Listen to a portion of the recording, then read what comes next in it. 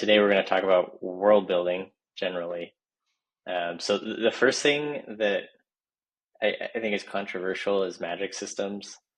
I think it was popularized by Brandon Sanderson because he has interesting magic systems, and there's like he has like a famous quote where he went to a convention and then they were debating magic systems, and Oh they yeah, I were remember like, this.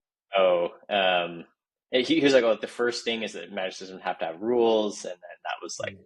sort of a new idea, and now everyone's really into magic systems. But my question to you is like, what do you think about magic systems?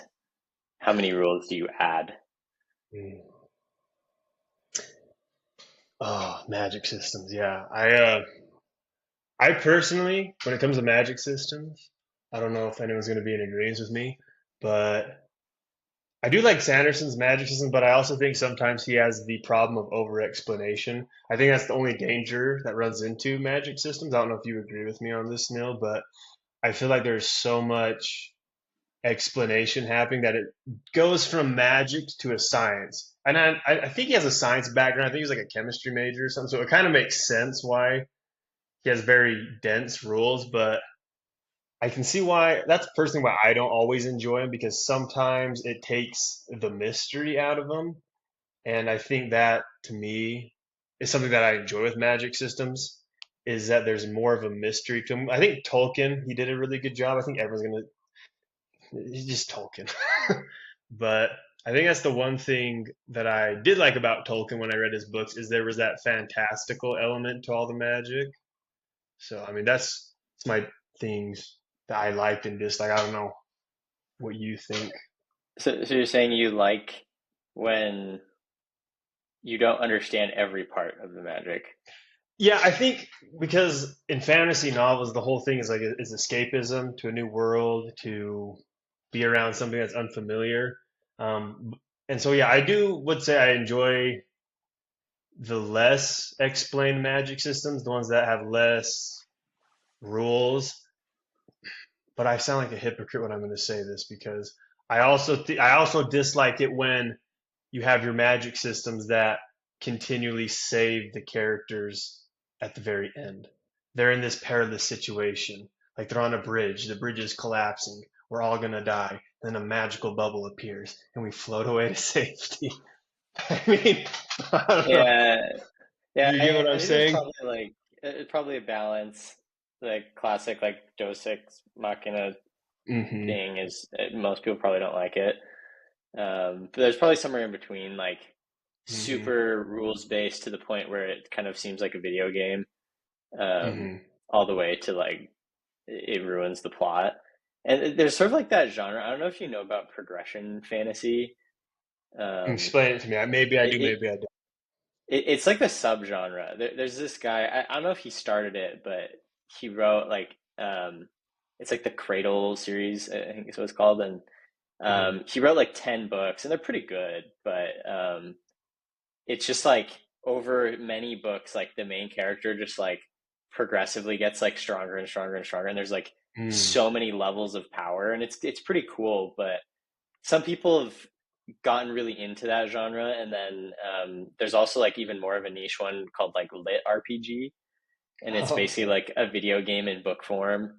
Oh, nice. Like the characters have like stats and stuff, and so it's like that's like almost like a video game. Some people like it, but I think that's like on one end of the spectrum where it's Hmm. extremely rules determined, and then yeah, you can go like way on the other end. I kind of agree with Hmm. you. Like in somewhere in between is actually nice. And I think what's like weird that a lot of people misinterpret about magic systems is um like you're saying you have a friend who like writes and is really interested in magic systems, and I Hmm. think that's like something that maybe a lot of authors get started on and Hmm. focus on a lot, whereas in my opinion like the characters and Hmm. the plot matter more than like the specifics of your magic system, right? Like Yeah, no, as I long as you have agree really with that. interesting Yeah. characters, like the other stuff doesn't matter. And so I think like people sort of take Brandon Sanderson's content or comment out of context, Mm. because when talking about magic systems, he has opinions about it, but I don't. Like Yeah. I took his class multiple years, and he has videos where he talks about like advice for new authors, and he doesn't say like, oh, you Yeah. should make a super defined magic system. Like that's not high on like his list of priorities of things you should do. Yeah, it's like Um, near his end, isn't it? so I've watched those lectures. They're near like the very end. His whole world building, he says, is like it's almost like a sprinkle. It's like it makes it cool, kind of, but you need everything else for it to function, if I remember correctly.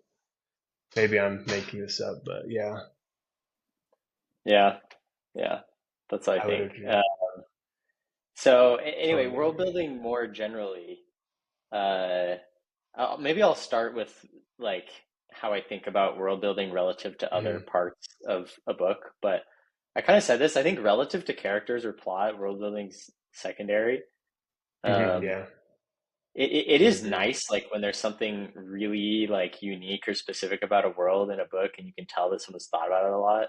That sort of Hmm. like sparks some joy when I'm reading it. Oh But yeah. What makes it unique?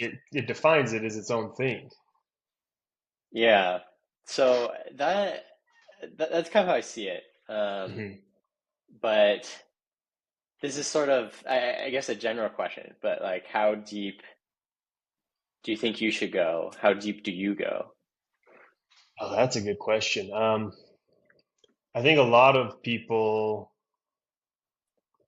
authors that I've listened to, they talk about getting into too much world building and how you can easily fall into this trap of you focus so much on building your world, you make this super cool world, use thousands of pages of world building, and then you never write the story. And on one hand, I agree with that. I think, yeah, you shouldn't, if you want to write a story, you need to write a story.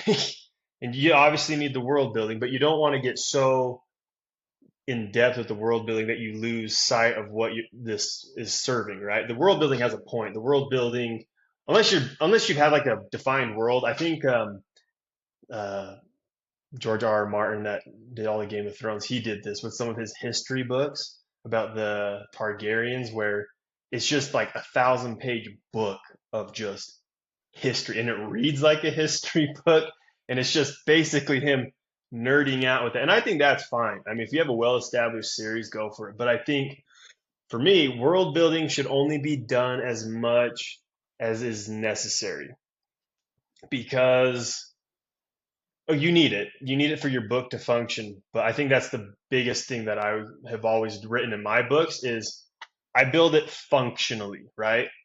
It's, I don't have it always fleshed out. Like most of the books I've written, I never have my world entirely fleshed out, even when I'm done with it. And maybe that is my problem. That could be my Achilles heel. But to me, I have, for example, let's say my book takes place inside of a castle the whole time, right?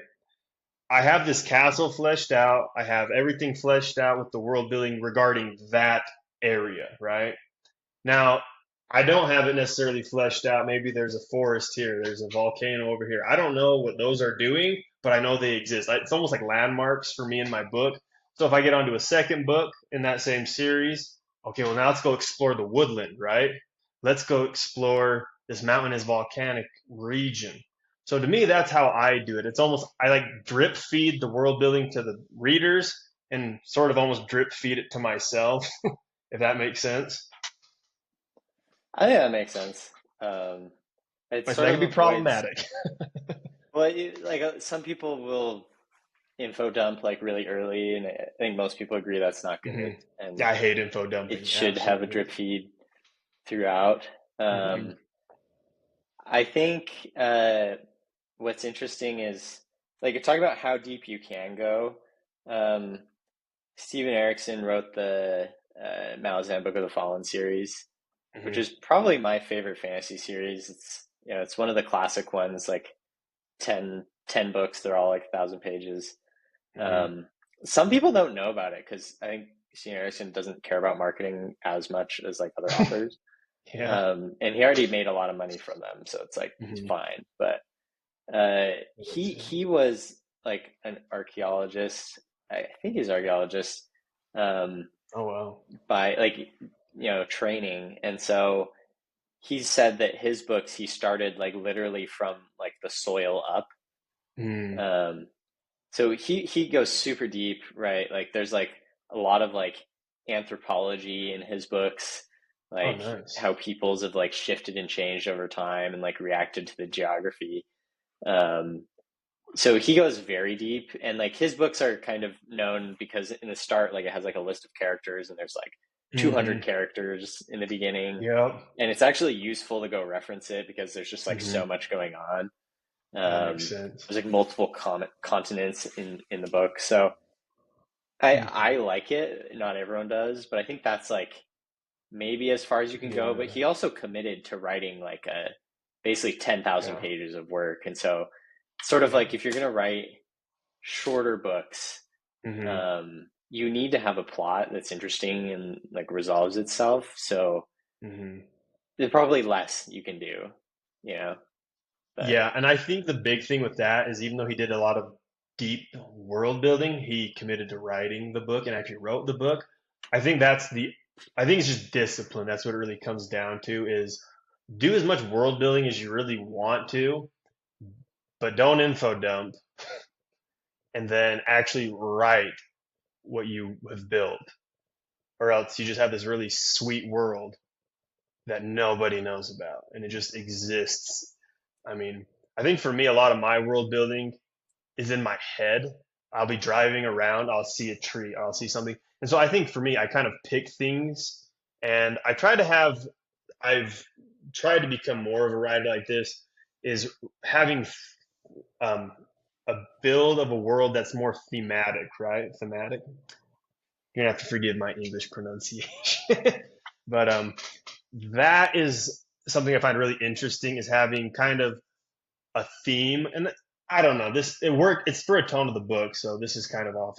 But I think that's what I try to do is so everything kind of ties in together. The art, the world building that I'm doing, it all ties together. That either through symbolism or through a character's background. I think that makes the world building really fun is when you can tie all what you've built into the people rather than just we have this super sick world and people run around in it.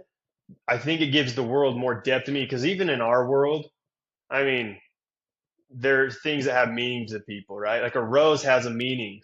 And I think that's cool to tie into your book. Don't just have it, oh, look, there's a pine tree here. Well, why is the pine tree there? Is it any significant? And that's maybe an unpopular opinion, but I love that. I mean, I think Pierce Brown, he wrote the Red Rising series. The very start of his book is he talks about like this red heymanthus or whatever, and how that is connected to the main character, how it's connected to his wife, and it makes it really interesting because it adds depth to the character without really doing much work, right? Because immediately, why do they care about a red flower that grows on Mars? But that tells me a ton of world building right then and there about Mars, about what's important to them. Oh, they're poor, so that's why it's a flat. It just makes you can do a lot of world building through stuff like that, and then that serves your book because it helps your plot. Sorry, I need to stop rambling, but that's something I love in no, books is stuff like so that.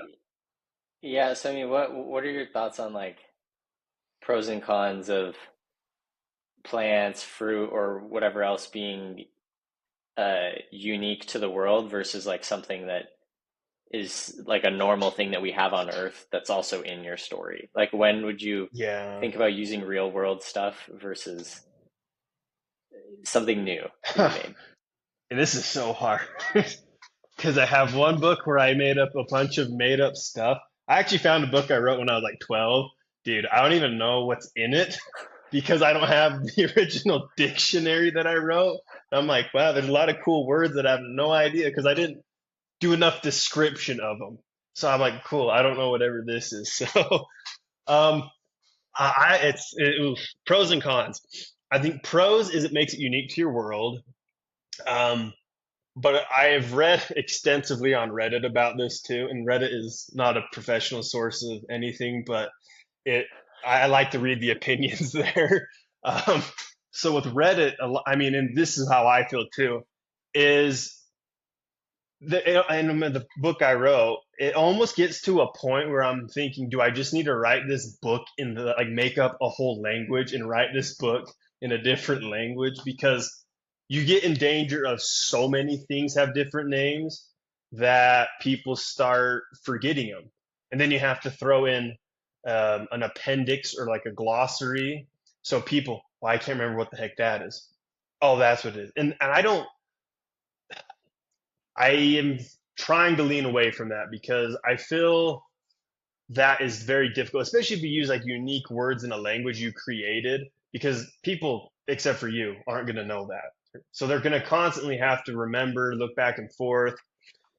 I think the smartest way to do that, though, is rather than, like, for example, making up your own word that is from the language. Like, if I use, I think, for example, like, let's say Tolkien, he has a word in Elvish. You use that for your world building. I think instead of doing that, something that Brandon Sanderson does that I really enjoy is like in his Way of Kings books, there's things like shell bark. Now, I don't know what shell bark looks like, but I know what bark looks like and I know what shell looks like. And so I kind of fuse those together and get this picture. So I think the best way to do that is rather than using an invented language to name stuff, and I'm a hypocrite by saying this, is to use two words that are in your language, like shell and bark, putting them together. And then you can go on to describe exactly how it looks, but it immediately gives me an image to think about. I mean, or in that book, he says rock buds. Well, there's no, I don't know if we have rock buds on Earth, but I imagine a rock and there's a bud. So I think that is a really helpful way rather than just making your own language and then just inserting that is writing it in, for example, English, the two words, merging them together. Um, Another good example of this is Gene Wolfe. He uses Latin because his world where it takes place, they have a Latin base to it, and so he'll use like a Latin root and a Latin suffix. That it's not an actual word, but if you look them up, oh, it's like this means dog and this means like cat. So you have like this weird feral cat dog running around. So that's kind of Dude, that just reminds me of uh Warhammer 40K.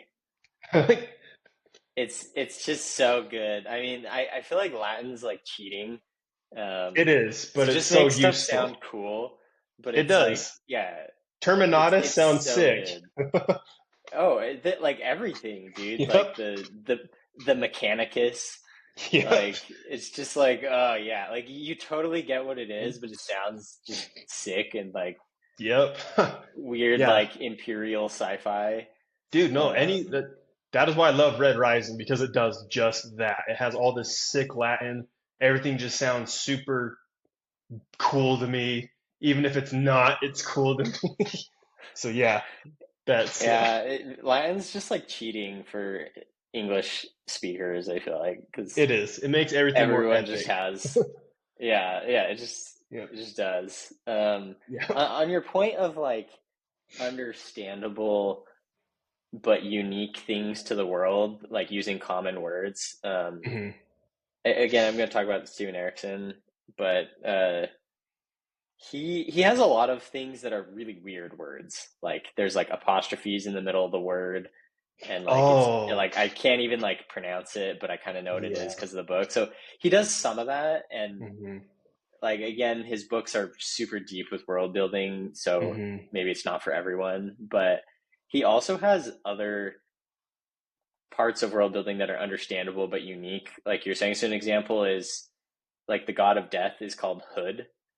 Um, and Fitting. so they're always talking about like, oh, like, Hood's embrace is coming or something like that, right? And it's like, it's unique and it's cool, but you understand, like, you get that like a Grim Yeah. Reaper has a hood. Hmm. Um, It paints an so I image in actually your agree with mind. that. Yeah. Yeah. Yeah. No, that's to me that is important. I think no matter what, whatever you words you use, is it paints an image. Like we said, the Latin, epic. Warhammer 40K, whatever you want to think of, Rome, all that sweet stuff. And then, I think that's the biggest thing is that it gives an image, even if it's a made up word.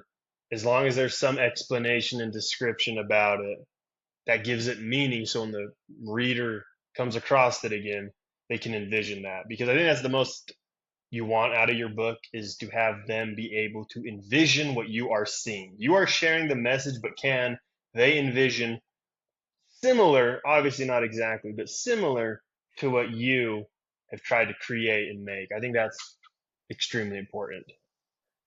I have a hot take, but I actually think like swear words that are unique to the world and that are not just like standard like real life swear words, I actually like them. No, no, I Um, would agree with you. It's cheesy, but it's kind of fun. I do enjoy it. But yeah, especially if I there, think there's this, maybe yeah, no. like there's maybe more cheese. Like you have to be careful to not get too cheesy. But Yeah, I yeah. also find it a little bit weird when it's like clearly like deep like medieval fantasy and the people are like saying the F word a bunch.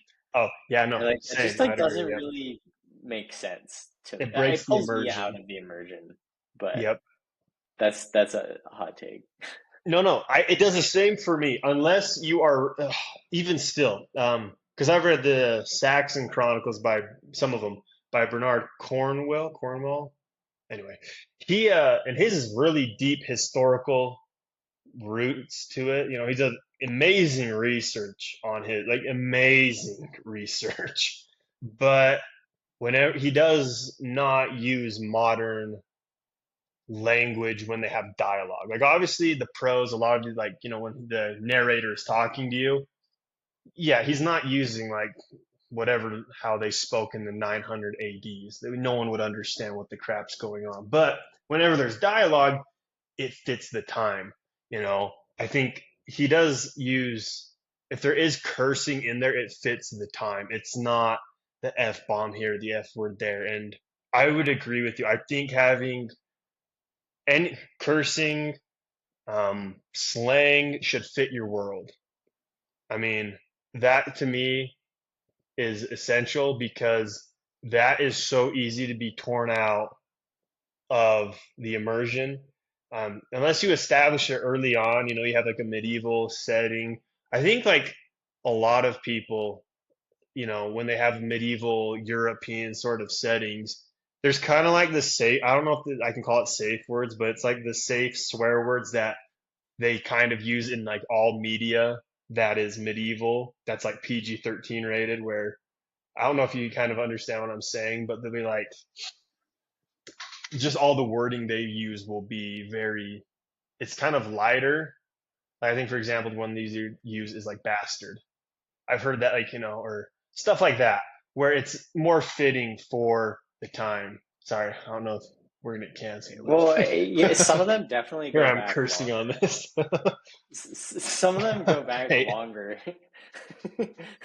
excellent. You know, it's like Yeah, ass is in the Bible, yeah, right? yeah. Like Hmm. that has been an existing word forever. So Yep. yeah, whereas like some I don't know, newer ones, I'm like I don't actually know. I don't know how long ago swear words were I'm not a word every swear word expert, was created.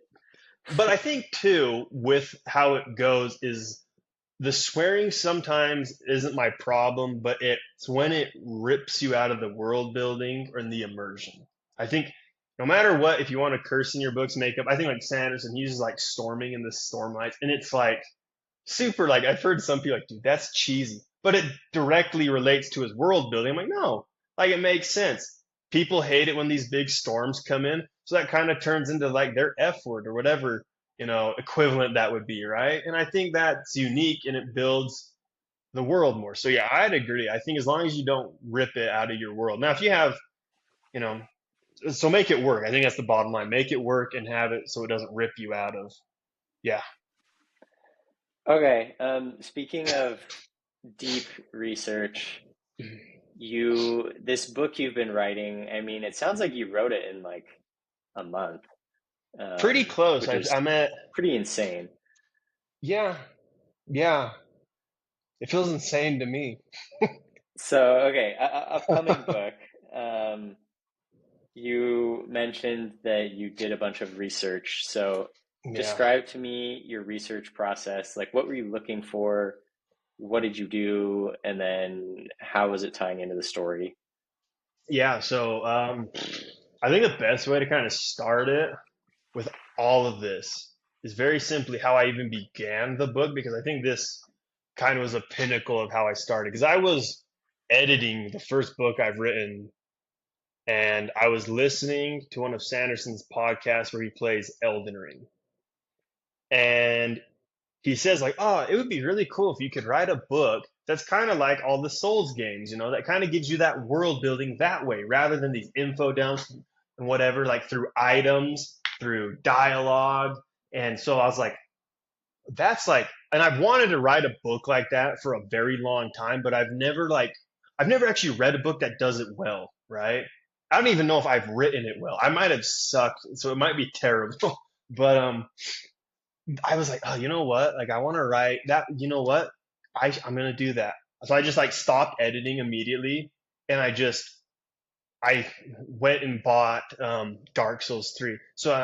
I didn't play it much.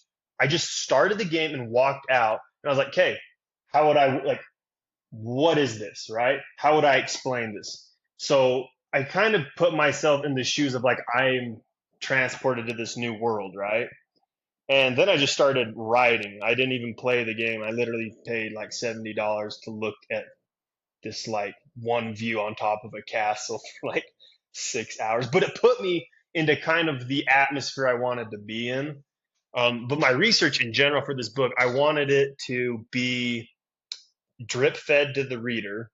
And so I knew if I was going to drip feed it, I had to have a very established world that they don't know about. And that was really hard. How do I convey that I have a deep, like a good build on my world without visuals? Because that's the problem. Dark Souls media has visuals.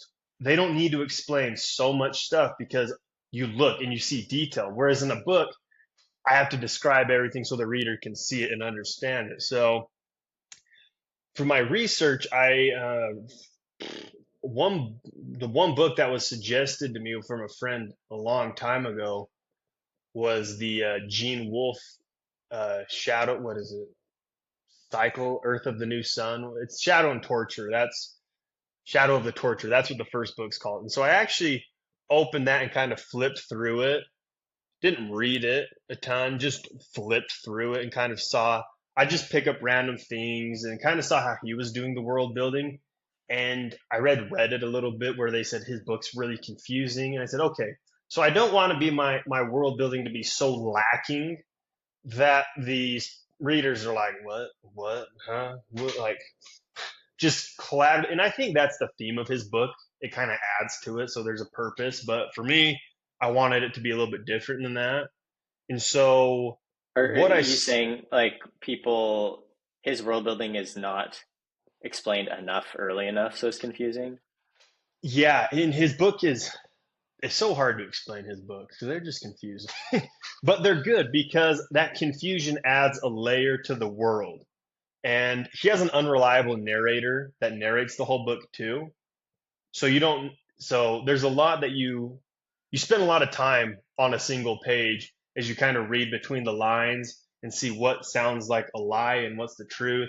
And to me, I mean, it's a beautifully complicated mess. His books, that's how I describe them. But I didn't really want that as much. I wanted a more of a Dark Souls linear approach, where as you go through the world, you understand more, more gets built. And so that's how I started my whole book is I just plopped the main character into this world that he has no idea what's going on. It's not Portal Fantasy either. He just it's explained, but he plops into the world, and as he goes through it, him and the reader learn about it and experience it together. And so with that, I was like, yeah, I need to figure out how to make this, kind of like interesting, but also gratifying to learn about the world. So I used this. It's called, what is it? Etmo, Etmo Online, and this thing. There's websites. The in Phronistry, I used two of those to build the world because phronistry is a dictionary of obscure words that have been collected by some very dedicated individual or individuals that they've used these words throughout history. And that gave me a big idea for the setting of the whole book. Oh, so that helped me because if I'm using these words, that gives, I'm trying not to give like a ton away, but it gives a base to the world building where you have these words that had usage once that don't anymore. But I mean, the character uses it to describe things. I think one that I use is like the title of the book is called, if I'm not going to pronounce it right, but I think it said Tenebrae of the Night. And Tenebrae is actually a Christian, like where they extinguish candles and they say, read Psalms.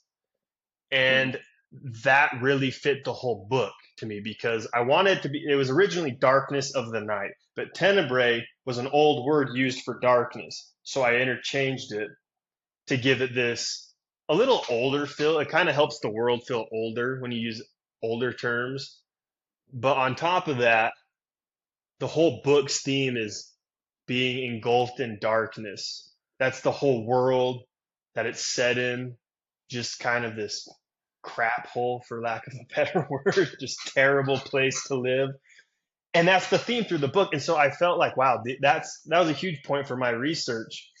And then I took the names and I made sure the names, if people look up in this book, if they look up the words and look up the names, you will learn so much about the characters that I don't implicitly tell you, but I try and show through their actions. That's oh, so like I think for example, like names have power, right? Um, so that's a huge thing for me. So I named characters, a certain way. Like let's say I wanted a character to be strong. Well, I find a name that means like bear, right? And then that brought me to another thing of well, if am I going to use a real language that has been established with names or not? And I think that was where my research I went further of like, well, why don't we, and that helped with the world building. Why don't we use maybe like, I think a lot of European fantasy has very based Anglo-Saxon names. So I looked for a European country that hasn't been used a ton, and I used that instead. So it kind of has, it still feels fantasy, but it also has a very grounded kind of familiar sounds to the language. I don't know if that makes sense, but Are you willing to say what country you did? I'm trying to think if he'll ruin stuff because You it's don't have this to. Let's the setting is very. I'm just trying to think. Give me a second because we can we can wait, and once you release it, wait. you can talk about it. Okay, all right. Yeah, I love to geek out about this book because, like you said, I wrote this. I only have two chapters left that I need to write, and it's going to be done. And I've done it in like 6, 7 weeks, and I don't know how I did that, but I did that. So Okay, maybe we'll do a retrospective once you release it, and you can explain. yeah, Um, okay, fair deal, uh, fair deal. What about you well, though? I mean Let's talk about that's your research though. Enough about me rambling. yeah. I mean, my book, my latest one, just finished final edits on, and it's this idea of like naming stuff and like taking words from something that people know. Like, we talked about doing it from Latin, or Hmm. from other areas. Like I did the same here. And the whole point of the book is like a while ago, I wanted to make a fantasy book that's super closely related to Norse mythology. And a Hmm. lot of fantasy is, right? Like that's like sort of a trope, is that like these Nordic stories get Hmm. put into fantasy tales to varying degrees. Um, and the whole idea of like raiders from the north, it's like many books, but this Yeah, one is yeah. like a little more explicit about it, right? Hmm. Like one of a large character in it is Hel, who is like, a Norse god, Hmm. right? And she's a Yeah. god in this book, but there's some differences, right? So it's truly like an original fantasy take on that. But I did the Hmm. same thing where every single character and pretty much all the place names Hmm. are words that mean something in Old Norse. Yeah. Because you can look it up. Like it's a language, it's not Hmm. spoken a lot, but like we still know a lot of the words, and a lot of Hmm. the words are exist in modern English, right? Like English is a mixture of a So couple many. languages, and Yeah. Old Norse is a big one of them. Hmm. So that's what it was. So I was always looking up that stuff, and then I kind of already had like the base knowledge about Nordic stuff because that's probably like one of my favorite areas of history. Hmm. Um, but there's like little details, right? Like the material they would make a bowstring out of, you can look that up, or like the specifics around like how their ships are designed, like that's historical. And Hmm. even like it's like the type of bread they like, what type of food they would be making, like what they would be doing in that climate, like that's all That's very awesome though. That fits the world. um That's awesome. you can search it, right? And Hmm. maybe you make some key changes or whatever, but I think it's a good way to do it. And it's like at the end of the day, like there's like a quote that like creativity is connection. Hmm. uh, and a lot of times you're kind of like pulling together different things in a way that is interesting to people. Um, Hmm. it's like you don't necessarily need to reinvent like every word and like make a whole new language. Maybe that is good in some ways, but Yeah. like iterating on a concept in just a slightly different way is Hmm. uh, also creative. So that was what Yeah. I No. wanted to do for this one, right? I wanted it to be based in some real world things, but then it's its own universe, and I think readers, they still like that, right? Like Hmm. it's nice to have some reference points, and then That familiarity. Yeah. then you Hmm. accept that some stuff is different. But we'll see what I do in future books. I mean, I might not stick to this, but that was the goal. No, I I like had that. this one. I started writing it when I was in Iceland, so I was just very like Good inspiration. inspired and wanted to write that. That's awesome. But Wow. yeah, I think one more thing that's interesting is I feel like a lot of authors will talk about like a specific moment where they like conceptualize the beginning of a story.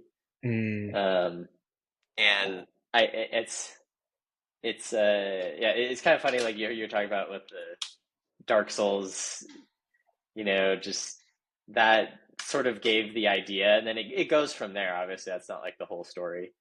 Yeah, you Um, got. Yeah, you got to be careful with that. That's the one thing I'm so worried about. That I hope when I send this out for to have the beta reads done, that people tell me who I want to send to people who have played the Souls games. They're gonna be like, "You idiot! If you publish this, you're gonna be like copyright infringement to the max." Or no, this is good. This is original. You're fine. Like, I think that's the scariest thing to me is when you do use some reference points or like some inspiration. I mean, you don't want it to become a fan fiction of your inspiration. I think even Sanderson said he wrote one book, like the very first one, that basically when he got done and read it, it was like Dune by Brandon Sanderson or something. That he's like, it just was totally just the exact story. And I said, yeah, yeah, I can see that. So there needs to be, yeah. But that's awesome. I think Iceland and Iceland, I don't know. Going there and having that immersion, that's one thing that I think is very helpful is to be immersed when you write or to have some sort of inspiration to draw on. I think that helps so much in the process. yeah, we'll do an episode. We'll talk about writing Yeah, I'm going way immersion too much. soon Sorry, because rambling on. no. I mean, these past couple days, me and Drake will message each other every day about what we got done that day, and there have been multiple days where you've written 20 or 30 pages. So there's something going on immersion wise that we could learn from probably. But Well, uh, we'll try. we'll wrap it up. We'll talk to you all soon. Yeah, thanks for listening and thanks for joining us. All right.